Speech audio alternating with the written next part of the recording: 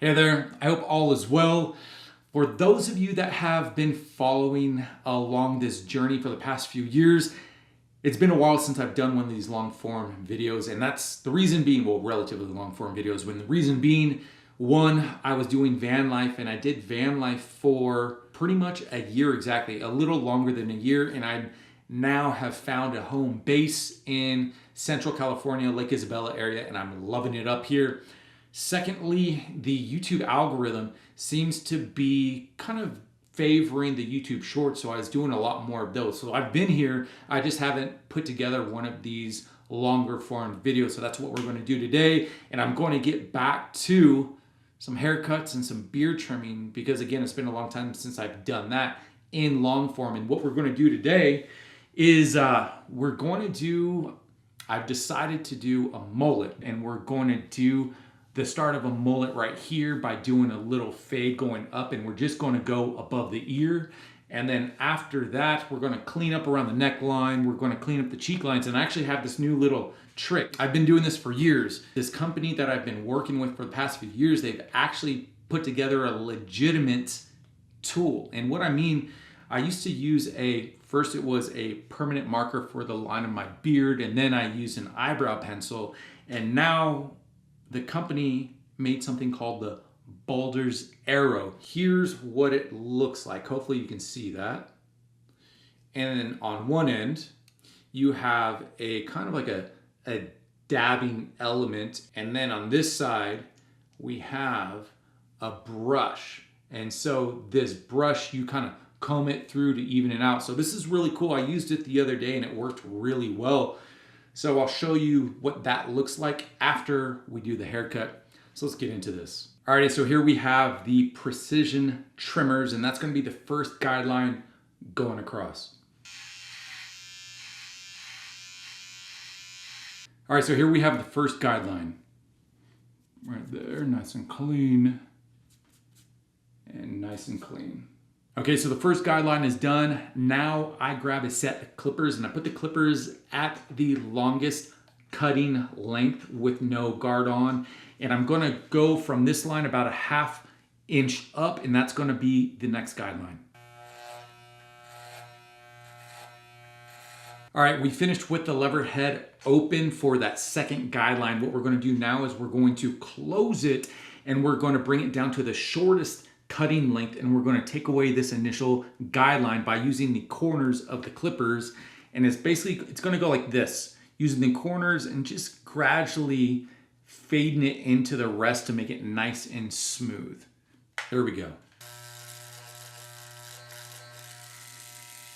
All right, so hopefully you can tell that this line is now pretty much erased, if you will, on the side, and where it's just a nice, gradually smooth progression going up. Now what we're going to do is we're going to grab a number 1, and we're going to put the number 1 guard at the longest cutting length, and we're going to go another ½ inch up.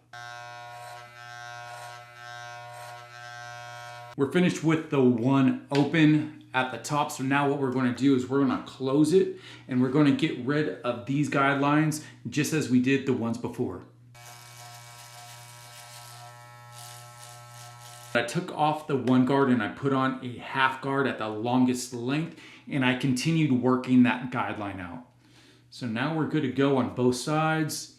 And now I'm going to take this ½ guard off, and I'm going to go ahead and grab a number 2 guard, and again go about a little less than a ½ inch up, and that's going to be the last guard that we're going to use on this.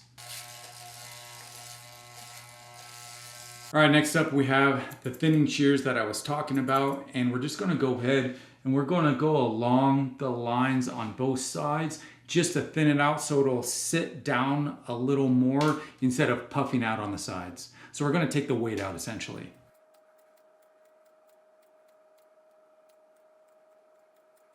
We're done with the thinning shears, and so the weight has been taken out of the side so it's not puffing up as much. Next up, we're going to do a number 4, and we're just going to do a number 4 at the shortest length and just go up on the side and see what we can take out. Alrighty, so there's a number 4, just taking some extra weight off of the side. I'm really digging that. Now we're going to shower up and see what we're left with. I don't think it looks that bad at all. It looks super dirty, which is pretty much how a mullet should look. So next up, we're going to hit the cheek line, side beard, underneath the beard, and the neckline. Let's go. And today I'm going to be using a safety razor. So that's what this looks like. And the cheek lines are all cleaned up. Now, for those of us that have, let's say, some weak points in our beard, let's say the cheek lines are thin or underneath the lips are thin, here's where that product that I was talking about earlier, Balder's Arrow, comes in handy. So I'm going to take it out and I'm going to show you how it works.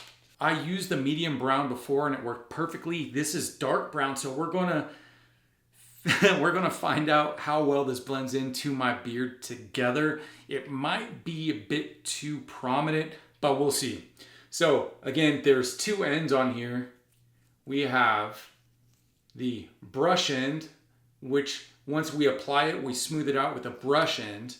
And then we have the dabbing end, which is what we're going to use right now. And so that's right here. And so what we're going to do is we're going to basically dot the thin or the patchy parts of our beard that we want to fill in with this side right here. All right, so we're going to stop right there. So right here, just twist it like that. And you just bring about the other side. Basically just going to brush down on our beard in the areas again that we want to darken up or make it look like it's more dense. And now here's the comparison of the side that I use the Balder's Arrow on versus my other side. So there's this right here versus this right here. So I'm not sure if you can tell or not, but this right here, it does seem like it has the appearance of being thicker, and then also the line on the cheek line is more defined with using that. Definitely a handy tool for those of us that are in the need of a little help in regard to patchy or thin parts of our beard. So this is pretty cool right here. What do you guys think in regard to how it looks? Does it look a bit too unnatural, or do you think you would even be able to tell? Let us know in the comment section below. So here we go. We have a pseudo mullet, if you will. That's what we're going to call it today. Cheek line's done, mustache is good to go. We got the sides cleaned up, bottom we didn't really have to worry about. And so I'm going to do a 360 right now to show you what we ended up with.